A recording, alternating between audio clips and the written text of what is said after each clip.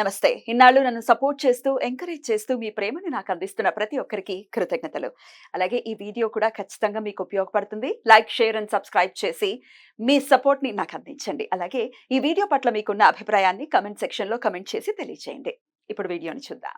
జ్యోతిష్య శాస్త్రం ఒక అద్భుతం. వేదాంగమైన జ్యోతిష్య శాస్త్రం అనేటువంటిది మానవ జీవన గమనానికి ఒక వరం. జ్యోతిష్య శాస్త్రం నీ జీవితంలో వెలుగునింపే ఒక భాష. ఆ భాష నీకు అర్థమైతే ప్రకృతి నీతో మాట్లాడుతుంది. అస్ట్రాలజీ నేర్చుకోవాలి అనుకునే వారికి అద్భుత అవకాశం. మురళీధర శర్మ గారి అస్ట్రాలజీ క్లాసెస్ అతి త్వరలో మొదలు కాబోతున్నాయి. 100% జాబ్ గ్యారంటీ. వివరాల కొరకు సంప్రదించండి. నమస్తే, వెల్కమ్ టు అవర్ ఛానల్. నేను పద్మిని. ప్రస్తుతం పాటు ప్రముఖ ఆధ్యాత్మికవేత్త, ఆస్ట్రాలజర్, అలాగే లైఫ్ కోచ్ సుధా గారు మనతో పాటు ఉన్నారు. మాట్లాడదాం. సుధా గారు నమస్తే అండి. నమస్కారం పద్మిని. సుధా గారు రాశి ఫలాలు చెప్పబోతున్నారా? అవునవును, మరి వచ్చేది అందరికి ఇంట్రెస్ట్ అదే కదా, మరి చాలా ఇంట్రెస్ట్. సో రాశి ఫలితాలు ఆగస్ట్ నెల 1 నుంచి 31 వరకు మొత్తం నెల మాట్లాడుకుందాం. ఫస్ట్ ఎప్పుడైనా రాశి ఫలాలు మాట్లాడుకున్నప్పుడు మనం గోచారం మాట్లాడుకోవాలి, ఇంకా తప్పదు. సో మనకి తెలుసు, ఇప్పుడు రాహు ఏమో మనకి మీనంలో ఉన్నారు, ఇప్పుడు మేషంలో ఏమి ప్లానెట్స్ లేవు. మళ్ళీ ఏమో వృషభంలో జూపిటర్, మార్స్. అంటే ఏంటంటే ఈ రాశికి అధిపతి కూడా ఇక్కడ మనకి వృషభంలో ఉన్నారు. మళ్ళా మిథునంలో ఏం లేరు. సన్ ఏమో ఇక్కడ మనకి కర్కాటకంలో ఉన్నారు. సో ఆయన ఏంటంటే దిగుతున్నారు 16th, ఇక్కడ రాసా అందుకనే డేట్ 16th కి దిగుతున్నారు అనమాట సింహానికి. సో ఆ గోచారము మెయిన్ గోచారం మళ్ళాను. ఇంకా ఏంటంటే మనకి సింహంలో మెర్కురీ, వీనస్ ఉన్నారు. మళ్ళీ ఇంకో మోస్ట్ ఇంపార్టెంట్ ఏంటంటే మెర్కురీ రిట్రోగ్రేడ్ అవుతున్నాడు అనమాట 5th ఆగస్ట్ నుంచి, 5th 6th around that time. మళ్ళీ ఆయన రిట్రోగ్రేడ్ అయ్యి కర్కాటకానికి వెళ్తున్నారు ఈ మంత్, అంటే ఆగస్ట్ నెల ఆఖరికి. వక్రగతి ఉంది అండ్ వెళ్ళడం కూడా కర్కాటకానికి వెళ్తున్నారు. అదే. సో నెక్స్ట్ మనకేమో కన్యలో మనకి కేతు ఉన్నారు అనమాట. మనకు ఆల్రెడీ తెలుసు శని రిట్రోగ్రేడ్ అయ్యారు జూన్ 30th నుంచి, అంటే జూలై నుంచి రిట్రోగ్రేషన్ లో ఉన్నారు అనమాట. నవంబర్ 15th వరకు రిట్రోగ్రేషన్. సో ఇవి పరిస్థితి అనమాట, ఇలా ఉంది ఈ పరిస్థితి. ఈ ప్లానెటరీ పొజిషన్ బట్టి మన గోచార రీత్యా మనం మాట్లాడుకోవాలి. ఇంకోటి మోస్ట్ ఇంపార్టెంట్ ఏంటంటే మనకి ఎప్పటికైనా నీచ గ్రహాలు, అంటే ఏంటంటే కొంచెం ఉగ్ర గ్రహాలు అయినా సరే 3, 6, 11 పొజిషన్ లో బాగుంటుంది అంటాం. శుభగ్రహాలు అయితే మనకేమో 1, 5, 9, 11 ఇలాంటి వాటిలో బాగుంటుంది అని చెప్తుంటాం. ఎక్కడి నుంచి, మీ రాశి దగ్గర నుంచి గోచార రీత్యగా ఇది జనరల్ గా చెప్పడం అనేది జరుగుతుంది. ఎందుకంటే మనం జూపిటర్ కి చూసుకోవచ్చు, అంటే గురువుకి చూసుకోవచ్చు, శనికి చూసుకోవచ్చు, రాహుకి చూసుకోవచ్చు. మిగతావన్నీ చిన్న గ్రహాలు. చిన్న గ్రహాలు అంటే ఒక నెలకి మారుతూనే ఉంటాయి కదా. సో ఇవన్నీ చూసుకున్నప్పుడు ఏంటి, ఎక్కువ మనం కాన్సన్ట్రేట్ చేసేది మెర్కురీ, వీనస్ అంత కాన్సన్ట్రేట్ చేయము. మిగతా పెద్ద గ్రహాల మీద కాన్సన్ట్రేట్ చేస్తాం. అంటే రాహు, జూపిటర్, మళ్ళా శని. మోస్ట్ రాహు ఉంటే మరి కేతు అంతే కదా, రెండు ఒకటే ఆపోజిట్ కదా. ఆపోజిట్ కనుక తప్పక అవి చూసుకోవాలి. ఎందుకంటే 1.5 years ఉంటుంది. ఇవన్నీ ఏంటంటే మనం జనరల్ గా మాట్లాడుకుంటున్నాం. ఎప్పటికైనా సరే మనం జాతక రీత్యా వాళ్ళకి ఇది జనరల్ సొల్యూషన్స్ కూడా మనం చెప్పేది. ఇప్పుడు జాతక రీత్యా జాతకం చూపించుకున్న తర్వాత ఒక సొల్యూషన్ ఇవ్వడం కానీ, కరెక్ట్ సొల్యూషన్ అని చెప్పేది ఇవ్వడం అనేది జరుగుతుంది. అలాగే ఒక జాతిరత్నం కూడా. ఇప్పుడు దీన్ని బట్టి మనం జనరల్ గా జాతిరత్నం చెప్తాం, కానీ జాతక రీత్యా ఇంకా చాలా ఉంటాయి. మనం దశ విశేషాల గురించి కూడా మాట్లాడున్నాము. అలాగే లగ్నం వస్తుంది. సో లగ్నం రీత్యా ఇదేంటంటే మూన్ పట్టి, అంటే ఏంటంటే మనకి గోచారం చంద్రుడిని పట్టి, రాశిని పట్టి మనం మాట్లాడుకుంటున్నాం. అందుకనే రాశి ఫలితాలు అన్నాం. సో ఆ ఫలితాలు కొంచెం జనరల్ గా ఉంటాయి. సో ఎవరికైనా కావాలి అంటే తప్పక జాతకం అనేది పరిశీలించుకోవాలి. అది పరిశీలించుకోవాలంటే కింద స్క్రోల్ అయ్యే డెఫినెట్ గా చెప్పడం జరుగుతుంది. అండ్ ఆల్సో ఏంటంటే ఎప్పుడు అపాయింట్మెంట్ సెట్ చేయడం అవన్నీ కూడా జరుగుతుంది. అపాయింట్మెంట్ అనేది తీసుకోవాలి. రైట్, తప్పకుండా రాశి ఫలితాలు ఒకసారి చూసుకుందాం. మేష రాశి నుంచి మొదలుకొని మీన రాశి వరకు ఈ ఆగస్ట్ రాశి ఫలాలు ఎలా ఉన్నాయో ఇప్పుడు డాక్టర్ సుధా గారి ప్రొడిక్షన్స్ లో తెలుసుకుందాం. మరి కన్యా రాశి వారికి ఆగస్ట్ మంత్ ఎలాంటి రిజల్ట్స్ ఇస్తోందండి? సో మనం చూసామంటే కన్యా రాశి వాళ్ళకి కేతు కూడానే ఉన్నారు. ఇప్పుడు ఏంటంటే మనకి వీనస్ ఏమో దిగుతున్నారు అనమాట, అంటే శుక్రాచార్య దిగుతున్నారు. అంటే ఏంటి, సెకండ్ లార్డ్ మనకి లగ్నానికి వస్తున్నారు, అంటే లగ్నం అనకూడదు, ఇది రాశికి వస్తున్నారు అనమాట. సో 12th లో ఉన్నారు మరి సెకండ్ లార్డ్. సో మనకి ఎప్పుడు చెప్పవలసిందే ఖర్చులు, దేంట్లో ఖర్చులు, ప్రాపర్టీ ఇష్యూస్, కుటుంబ పరంగా ఖర్చులు, ఆర్థిక పరిస్థితిలో కొంచెం లావాదేవీలో ఉండడంలో కొంచెం కిందకి దిగజారడం అనేది జరుగుతుంది. కేతు మళ్ళా ఏమో రాహు 7th house లో చూస్తున్నారు, నీచ గ్రహాలు చూస్తున్నాయి కనుక తప్పక కోర్ట్ కేసెస్ లో వీళ్ళు ఇంకా వాయిదా పడే అవకాశం ఎక్కువ ఉంది. Mm.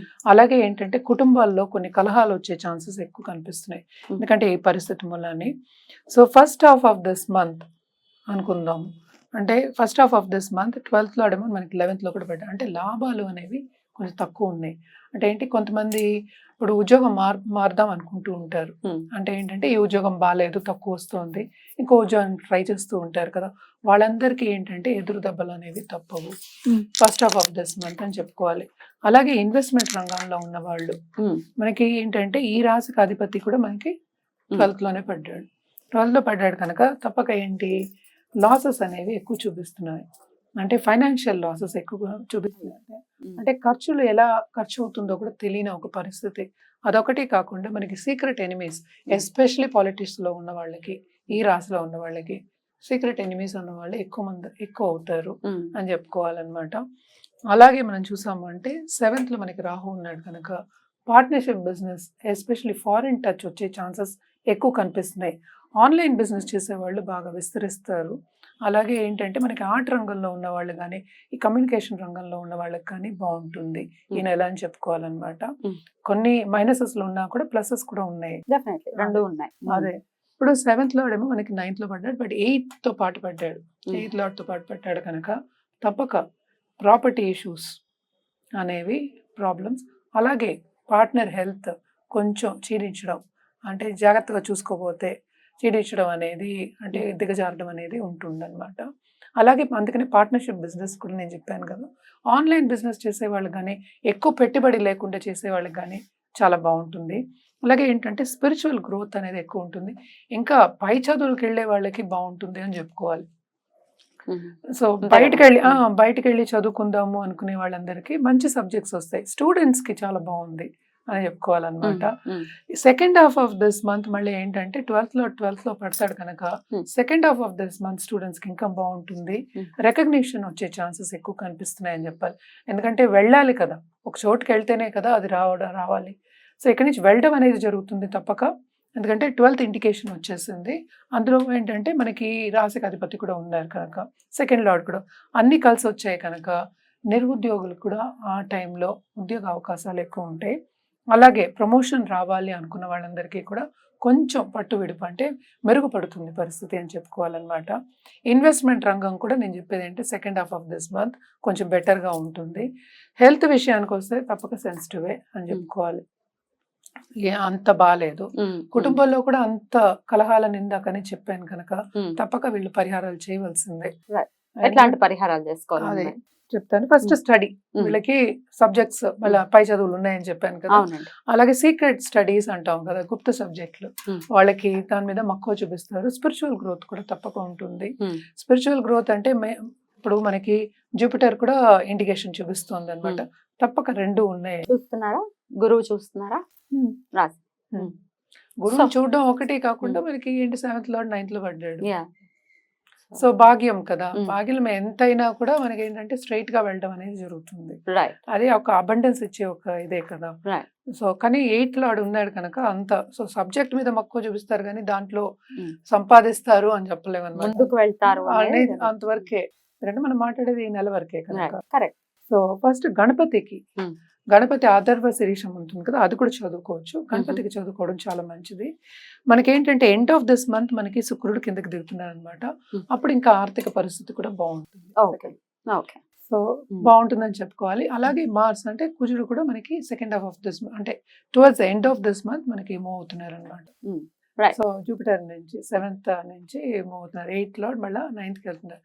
బాగుంటుందని చెప్పాలి కానీ అక్కడ మళ్ళీ బ్యాలెన్స్ అవుతుంది. ఎందుకంటే భాగ్యం దెబ్బతింటుంది, కెరియర్ కొంచెం దెబ్బతినే ఛాన్సెస్ ఎక్కువ కనిపిస్తున్నాయి.